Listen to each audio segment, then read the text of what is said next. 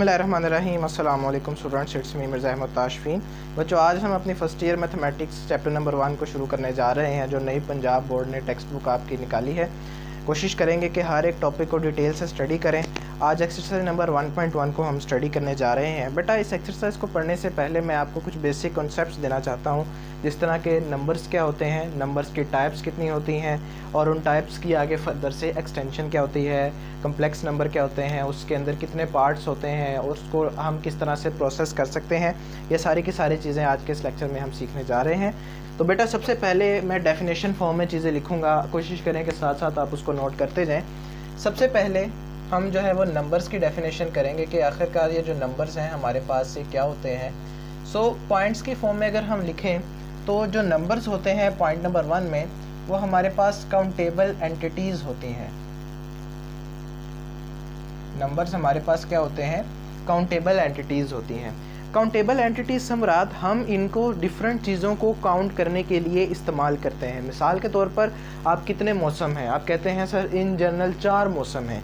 तो ये जो लफ्ज़ 4 आपने इस्तेमाल किया, आपने बेटा नंबर्स की हेल्प लेते हुए इनको काउंट किया है। इसी तरह मैं अगर देखना चाहता हूँ कि मेरे क्लास के अंदर कितने स्टूडेंट्स हैं, तो मैं नंबर से उनको एक्सप्रेस करूँगा कि मेरे पास 30 स्टूडेंट्स हैं, 40 स्टूडेंट्स हैं, 50 स्टूडेंट्स हैं। कहने का मकसद ये है कि आप किसी भी चीज़ को काउंट करने के लिए नंबर्स का इस्तेमाल कर सकते हैं। इसलिए जो है ये काउंटेबल एंटिटीज़ होती हैं। उसके बाद सेकंड पॉइंट, जो इनका सेकंड मेजर यूज़ है, they are used to assign a value to a certain thing। ये किसी भी सर्टेन थिंग को, ख़ास चीज़ को, ख़ास हो या ना ख़ास हो, उनको कोई ना कोई वैल्यू असाइन करने के लिए भी इस्तेमाल होते हैं। क्लासरूम की में जो है एग्ज़ाम्पल को आगे कंटिन्यू करते हैं। मेरी क्लास का रिज़ल्ट आया है और मैं बताना चाहता हूँ कि सबसे ज़्यादा नंबर किसके आए हैं, उससे कम किसके आए हैं, उससे कम किसके आए हैं। तो मैं उन सबको एक एक नंबर असाइन कर दूँगा। भाई, इसकी पोजीशन फर्स्ट आई है, इसकी नंबर 1 पोजीशन है, इसकी नंबर 2 पोजीशन है, इसकी नंबर 3, 4, 5, 6, 7, 8, 9 एंड 10। तो ये जो मैं सीक्वेंस के साथ पोजीशंस असाइन करता आ रहा हूँ 1, 2, 3, 4, 5, ये क्या है? नंबर्स ही तो है ना हमारे पास। तो इसलिए इनके जो 2 मेजर टास्क हैं जिनका आपको पता होना चाहिए, जो पेपर के लिहाज से इम्पोर्टेंट हैं, ये हमारे पास काउंटेबल एंटिटीज़ होती हैं और ये डिफरेंट चीज़ों को, किसी भी सर्टेन थिंग्स को कोई वैल्यू असाइन करने के लिए इस्तेमाल होते हैं। अब डायरेक्ट नंबर्स की टाइप्स के ऊपर चलते हैं। नंबर्स की कितनी टाइप्स होती हैं? Types of numbers. In general mathematics के अंदर आपके एफएससी लेवल के ऊपर आपको नंबर्स की 2 टाइप्स बताई गई हैं। जो नंबर्स की टाइप नंबर 1 होती है उसको बोला जाता है रियल नंबर्स, यानी हकीकी अदाद। टाइप नंबर 1 जो है वो है रियल नंबर्स। और जो सेकंड नंबर के ऊपर रियल जो नंबर्स की टाइप होती है, वो हमारे पास कम्प्लेक्स नंबर्स होते हैं। कौन से नंबर्स होते हैं? कम्प्लेक्स नंबर्स होते हैं। अब अगर आप अपनी टेक्स्ट बुक के चैप्टर नंबर 1 को देखें तो उसका नाम भी कम्प्लेक्स नंबर ही है। इसका मतलब कि आप अपने इस चैप्टर के अंदर रियल नंबर्स को इतनी गौर से नहीं देखेंगे, उसके ऊपर आपका इतना फोकस नहीं रहेगा, बल्कि कम्प्लेक्स नंबर्स के ऊपर रहेगा। लेकिन जब तक बेटा आपको रियल नंबर्स के बारे में कॉन्सेप्ट क्लियर नहीं होते हैं, तब तक आप कम्प्लेक्स नंबर्स को नहीं स्टडी कर सकते। तो लिहाजा क्योंकि हमारे पास टाइम है, अच्छा खासा टाइम है, तो हम इन दोनों को डिटेल में आज स्टडी करेंगे। सबसे पहले हम स्टडी करते हैं रियल नंबर्स को। What are real numbers? अगर मैं आपको एक पॉइंट के अंदर मैं आपको रियल नंबर्स को डिफ़ाइन करना चाहूँ, मेरे पास बहुत शॉर्ट टाइम है और मैं चाहता हूँ कि मैं एक लाइन लिखूँ और बच्चों को समझ आ जाए, तो वो मैं क्या लिखूँगा? All numbers that can be represented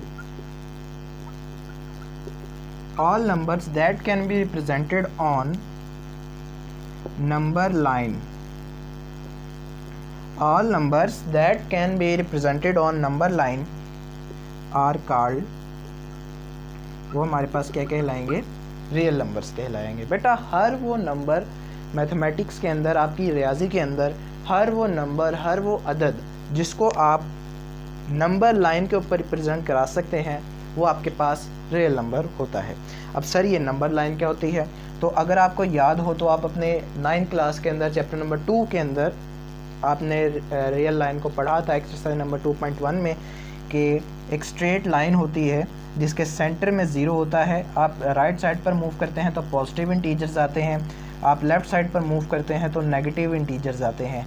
ये पॉजिटिव इंटीजर्स इनफाइनाइटली कंटिन्यू रहते हैं क्योंकि नंबर्स जो हैं वो इनफाइनाइट हैं, कभी ख़त्म नहीं होते हैं। सो ये लाइन भी इनफाइनाइटली आगे चलती जाएगी। और इसी तरह आप जब आप लेफ़्ट साइड पर आते हैं तो आपके पास नेगेटिव इंटीजर्स आते हैं और बेटा ये भी इनफाइनाइटली लेफ़्ट साइड के ऊपर कंटिन्यू रहते हैं।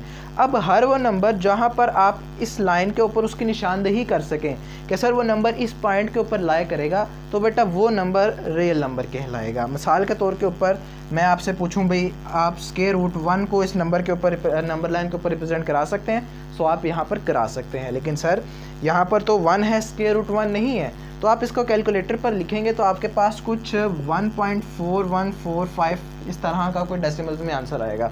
अब देखिए ना 1 यहाँ पर है, 4145 मतलब कि इस लाइन के कहीं ना कहीं दरमियान में वो नंबर लायक आ रहा है। लेट्स से कि वो नंबर यहाँ पर लायक आ रहा है, तो इन जनरल आप इसको नंबर लाइन के ऊपर रिप्रेजेंट करवा सकते हैं।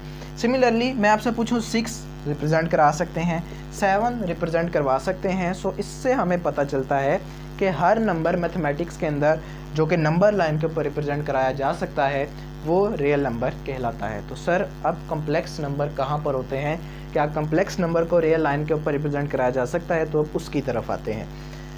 जो कम्प्लेक्स नंबर होते हैं बेटा वो रियल नंबर्स की एक्सटेंशन होते हैं, ठीक है। यहाँ तक आपको रियल नंबर्स के बारे में इतना ही पता होना चाहिए, मज़ीद इसके बारे में आपको जानने की ज़रूरत नहीं है। अभी आपको जो है वो कम्प्लेक्स नंबर्स को जानने की ज़रूरत है, जो कि आपका इस चैप्टर का मेन फोकस है, कम्प्लेक्स नंबर्स। अच्छा जी, कम्प्लेक्स नंबर्स जो पहला पॉइंट है ये रियल नंबर की एक्सटेंशन है, एक्सटेंशन ऑफ रियल नंबर्स। अब सर ये एक्सटेंशन से मुराद क्या है? देखें आपने अक्सर अपने घरों के अंदर आपके पास एक्सटेंशन लीड होती है जिसके ऊपर आप लंबी सी तार होती है, एक फ़ीमेल होता है एक मेल होता है, आप उसको स्विच के अंदर इंसर्ट करते हैं, दूसरे साइड के ऊपर आप अपना चार्जर कोई भी मशीन ऑपरेट करते हैं। तो उसको एक्सटेंशन लीड क्यों कहा जाता है? क्योंकि वो बहुत दूर तक आपकी जो इलेक्ट्रिसिटी है उसको एक्सटेंड कर पाती है, बहुत दूर तक उसको पहुंचा सकती है। इसी तरह रियल नंबर्स के अंदर वो नंबर जिनको आप रियल नंबर्स के अंदर डील नहीं कर सकते, मैथ्स के अंदर वो नंबर जिनको आप रियल नंबर्स के अंदर डील नहीं कर सकते, उनकी मज़ीद एक्सटेंशन आपको करनी पड़ती है, वो हमारे पास कम्प्लेक्स नंबर कहलाते हैं। देखिए ना जनरल सी चीज़ है, अगर वो चीज़ ये नहीं है तो ये है, अगर नंबर रियल नहीं है तो वो कम्प्लेक्स है। अब सर कौन सा नंबर है जो रियल नहीं है? मैथ्स के अंदर अगर आपको स्क्वायर रूट के अंदर नेगेटिव वैल्यू नज़र आ गई तो वो हमारे पास कम्प्लेक्स नंबर बन जाएगा। मिसाल के तौर पर ये जो मैंने अंडर रूट -1 लिखा है, इसको मैं यहाँ पर भी लिख देता हूँ अंडर रूट 1 यहाँ पर है तो मैं यहाँ पर भी इसको एज इट इज़ लिख देता हूँ। अब अगर इसके अंदर मैं नेगेटिव साइन लगा दूंगा ना तो बेटा ये जो नंबर है ये मेरे पास कम्प्लेक्स नंबर बन जाएगा। समझ आ गई सबको? अगर स्क्वायर रूट के अंदर कोई नंबर हो और उस नंबर के साथ नेगेटिव साइन हो तो वो नंबर रियल नहीं रहता, बल्कि कौन सा नंबर बन जाता है? कम्प्लेक्स नंबर बन जाता है। सो इसलिए हम इस नंबर को क्या बोलेंगे? कम्प्लेक्स नंबर बोलेंगे। क्या बोलेंगे? कम्प्लेक्स नंबर बोलेंगे। अब बहुत बड़ी कन्फ्यूजन बच्चे क्या करते हैं, वो समझते हैं कि रियल लाइन के लेफ़्ट साइड के ऊपर जो नेगेटिव नंबर्स हैं वो कम्प्लेक्स हैं, लेकिन ऐसी कोई बात नहीं है। अगर नंबर नेगेटिव भी हो तो वो रियल ही है। मतलब मैं आपको कहूँ कि जी ये -1 है तो आप कहेंगे सर ये इमेजिनरी है, नहीं ये रियल है। इमेजिनरी तब बनेगा जब इसके ऊपर किसका सिंबल आ जाए? स्क्वायर रूट का सिंबल आ जाए। ठीक हो गया? तो ये नंबर क्या बन गया? कम्प्लेक्स बन गया। तो जो कम्प्लेक्स नंबर की स्टार्टिंग है वो कहाँ से होगी? Under root -1, under root -2, under root -3। ठीक हो गया? ये जो अंडर रूट -1 है ये सबसे छोटा कम्प्लेक्स नंबर है। ठीक है, ये जो -1 है ये स्मॉलेस्ट कम्प्लेक्स, ये बात आपको याद रखनी चाहिए। हमारे पास क्या है सर? स्मॉलेस्ट कम्प्लेक्स नंबर है। ठीक हो गया? अब हमने जो और एक चीज़ याद रखनी है, कम्प्लेक्स नंबर को रिप्रेजेंट करवाने का तरीका, रिप्रेजेंटेशन। तो इन जनरल जिस तरह आपने 10th में क्वाड्रेटिक इक्वेशन को जनरल फॉर्म में रिप्रेजेंट कराया था ax² + bx + c, उसी तरह आप जो है कम्प्लेक्स नंबर की जो जनरल फॉर्म है, जो स्टैंडर्ड फॉर्म है, वो इस तरह होती है। ए प्लस बी आयोटा। ठीक है, ये हमारे पास जो किसकी स्टैंडर्ड फॉर्म है, कम्प्लेक्स नंबर की स्टैंडर्ड फॉर्म है। अच्छा, अब अगर मैं आपको कम्प्लेक्स नंबर को इजी वर्डिंग में डिफाइन करना चाहूँ, सो हर वो नंबर जिसके साथ आयोटा का सिंबल लगा होगा वो कम्प्लेक्स नंबर होगा। ठीक है, every number that has iota sine, iota symbol with them are called complex number. ठीक है, हर वो नंबर जिसके साथ आयोटा का सिंबल है, आयोटा का साइन है, वो हमारे पास क्या कहलाएगा, कम्प्लेक्स नंबर कहलाएगा। लेकिन सर आप तो बिल्कुल गलत बात कह रहे हैं। अभी आपने बोला कि अगर रूट के अंदर नेगेटिव नंबर आएगा तो वो कम्प्लेक्स है, लेकिन अभी आप कह रहे हैं कि अगर आयोटा के साथ कोई भी नंबर आएगा तो वो कम्प्लेक्स है। तो परेशान होने की ज़रूरत नहीं है। मैंने आपको बोला था कि जो √-1 है ना, ये स्मॉलेस्ट कम्प्लेक्स नंबर है। तो मैथमेटिशियन ने क्या किया, ये जो स्मॉलेस्ट कम्प्लेक्स नंबर है ना, इसको एक वैल्यू असाइन कर दी कि जहाँ पर भी आपको √-1 नज़र आए उसकी जगह आप आयोटा को लिख सकते हैं। ठीक है, जहाँ पर भी आपको √-1 नज़र आए उसकी जगह आप क्या लिख सकते हैं, आयोटा लिख सकते हैं। और इसका जो सिंबल होता है वो आई होता है। अच्छा, अब आयोटा का सिंबल इस तरह नहीं लिखना, ये नॉर्मल नोटेशन है। इसको ना थोड़ा आपने इटैलिक फॉर्म में लिखना है इस तरह। ठीक है, तब पता चलेगा कि ये आयोटा का सिंबल है। तो आयोटा की जो वैल्यू है वो क्या होती है, √-1।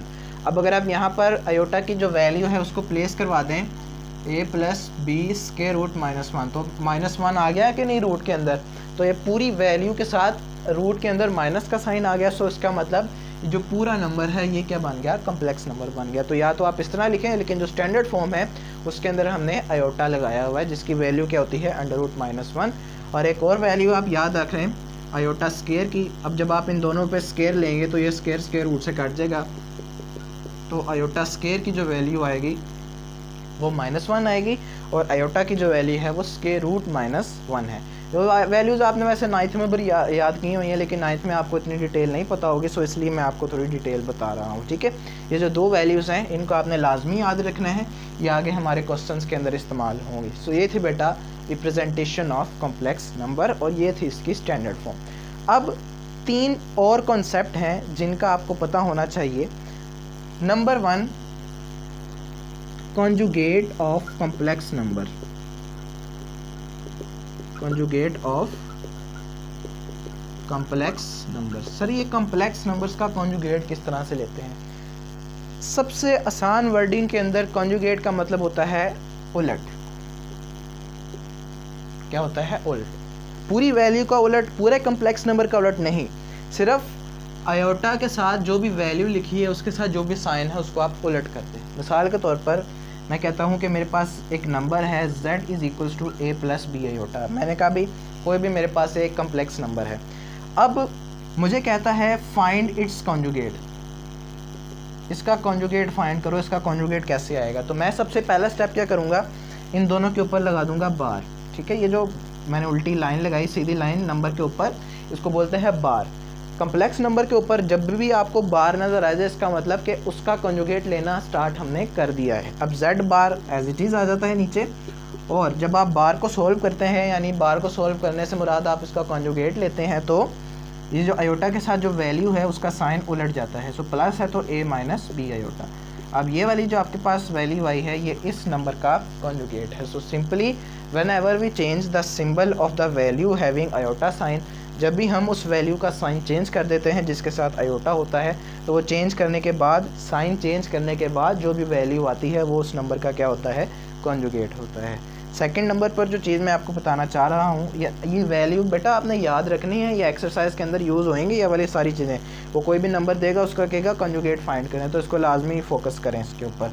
अच्छा, सेकंड नंबर पर मैं आपको बताना चाहता हूँ modulus of complex number. Complex number का मॉडुलस किस तरह से लेते हैं। अब मॉडुलस शायद आपने 9th के अंदर ना पढ़ा हो, ये आपके लिए नई चीज़ है।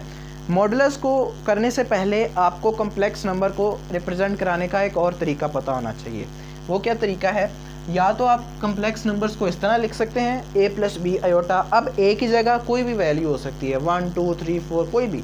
b की जगह कोई भी वैल्यू हो सकती है। मिसाल के तौर के ऊपर मैं अगर a की जगह मैं 6 पुट कर दूं और b की जगह मैं 9 पुट कर दूँ, 6 + 9 आयोटा। अब पूरी वैल्यू के साथ आयोटा तो है ना, तो ये कम्प्लेक्स है। इसी तरह मैं चाहूँ इधर 9 इधर 6 इधर 10 इधर, मतलब जो भी पुट कर दूँ नंबर, ये कौन सा रहेगा, कम्प्लेक्स नंबर ही रहेगा। अच्छा, या तो नंबर्स को, कम्प्लेक्स नंबर्स को इस तरह से रिप्रेजेंट करा सकते हैं, या इसका तरीक़ेकार ये है कि आप इनको ऑर्डर पेयर फॉर्म में रिप्रेजेंट करा दें। इस तरह इसको क्या बोलते हैं, ऑर्डर्ड पेयर फॉर्म, यानी ब्रैकेट्स लगाएं, फर्स्ट नंबर को लिखें, सेकंड नंबर को लिखें, दरमियान में कोमा लगा दें। अब जब आप इस फॉर्म से दोबारा से स्टैंडर्ड फॉर्म में जाना चाहते हैं, अब आपको पता होगा कि जो फर्स्ट वैल्यू है वो एज इट इज़ आ जाएगी, 9 के साथ आयोटा आ जाएगा, और यहाँ पर जो भी वैल्यू का साइन होगा इसके साथ प्लस है तो इधर प्लस आ जाएगा। या तो ये फॉर्म होती है या तो ये वाली फॉर्म होती है। यानी अगर मैं इसको ऑर्डर पेयर फॉर्म में रिप्रेजेंट कराना चाहता हूँ तो a + b आयोटा, ये क्या बन जाएगा, ब्रैकेट a, b ब्रैकेट, ठीक है। या तो ये फॉर्म या तो ये फॉर्म। इसको दोबारा से इसमें लेके जाएंगे तो यहाँ पर सेंटर में वो साइन आएगा जो इधर सेकंड नंबर के साथ होगा, और जब आप इसको स्टैंडर्ड फॉर्म में चेंज करेंगे तो इसके साथ अगर आयोटा ना भी हो तो आपने आयोटा ऊपर लगा देना। वैसे इस फॉर्म में, नीचे वाली फॉर्म में आयोटा नहीं लगता, ये वैसे ही आती है। अच्छा, अब आते हैं मॉडुलस की तरफ। देखिए मॉडुलस, फॉर एग्जांपल मेरे पास एक कम्प्लेक्स नंबर है z = a + b आयोटा, ठीक है। अब मैं इसका मॉडुलस लेना चाहता हूँ। मॉडुलस लेने का तरीका ये है कि दोनों नंबर्स, दोनों साइडों के ऊपर आप इस तरह से बार्स लगा दें। अब अगर बार ऊपर लगी है नंबर के ऊपर तो उसका मतलब कॉन्जुगेट है, लेकिन अगर बार्स नंबर के साइडों पर लगी हुई हैं तो इसका मतलब मॉडुलस है, ठीक है। इस मॉडुलस को लेने का क्या तरीक़ेकार है, आप स्क्वायर रूट लगाएं, फर्स्ट वैल्यू का स्क्वायर प्लस सेकंड वैल्यू का स्क्वायर, ठीक है। ये हमारे पास किसका फार्मूला आ जाएगा, मॉडुलस का फार्मूला आ जाएगा। क्लियर हो गया। अगर बार लगी है ऊपर तो कॉन्जुगेट, अगर साइडों पर लगी है तो मॉडुलस। कॉन्जुगेट लेने का क्या तरीक़ेकार है, आयोटा के साथ वाली वैल्यू का सिंबल उल्टा दें। मॉडुलस लेने का क्या तरीक़ेकार है, फर्स्ट नंबर का स्क्वायर प्लस सेकंड नंबर का स्क्वायर। अब यहाँ पर जो भी मैंने चीज़ें लिखी हैं उसकी सिर्फ एक एक मिसाल मैं आपको बता देता हूँ ताकि आपके माइंड के अंदर हर किस्म की कन्फ्यूजन दूर हो जाए। अब कोई भी एक नंबर सपोज करते हैं, कम्प्लेक्स नंबर सपोज करते हैं। फॉर एग्जांपल कम्प्लेक्स नंबर को रिप्रेजेंट कराने की स्टैंडर्ड फॉर्म क्या है, z = a + b आयोटा। अब मैं कोई सा भी नंबर ले लेता हूँ a b की जगह 6 + 8 आयोटा, ठीक है। जनरल सा मैंने कोई भी अपने से नंबर ले लिया। पहले इसका कॉन्जुगेट लेते हैं कि भाई इसका कॉन्जुगेट किस तरह से आएगा। तो कॉन्जुगेट किस तरह से ले सकते हैं, दोनों नंबर्स के ऊपर बार लगा देंगे, दोनों साइड्स के ऊपर बार आ गई, फिर z बार वैसे ही आ जाएगा, 6 प्लस है तो उल्ट हो गए साइन क्या आ जाएगा, -8 आयोटा। तो जब आयोटा के साथ वाली वैल्यू का सिंबल उलट किया तो वो हमारे पास क्या बन गया, कॉन्जुगेट बन गया। उसके बाद मैं इसका मॉडुलस लेना चाहता हूँ। सर मॉडुलस लेने का तरीक़ेकार भी साथ ही बता दें। अब बार्स नहीं ऊपर नहीं लगाएंगे बल्कि साइडों पे लगाएंगे, इसके भी साइड में आएगी और इसके भी साइड में। ये नंबर है ना हमारे पास, तो इसलिए 6 + 8 आयोटा साइडों में बार लगा दी। बार लगाते ही पता चल गया इसका क्या लेना है, मॉडुलस लेना है। तो z बार = स्क्वायर रूट आ जाएगा, फर्स्ट वैल्यू का स्क्वायर प्लस सेकंड वैल्यू का स्क्वायर। अगर इधर माइनस भी हो ना यहाँ पर तो इधर प्लस ही आना है, प्लस नहीं चेंज हो सकता, ये फार्मूले वाला है। लेट से अगर इधर -8 होता तो मैं इस तरह वैल्यू लिखता ब्रैकेट के अंदर, -8 का स्क्वायर प्लस फार्मूले वाला है, वो नहीं चेंज होगा। फिलहाल अभी मैं क्योंकि प्लस वाली ही मिसाल ले रहा हूँ तो प्लस ही आएगा साथ।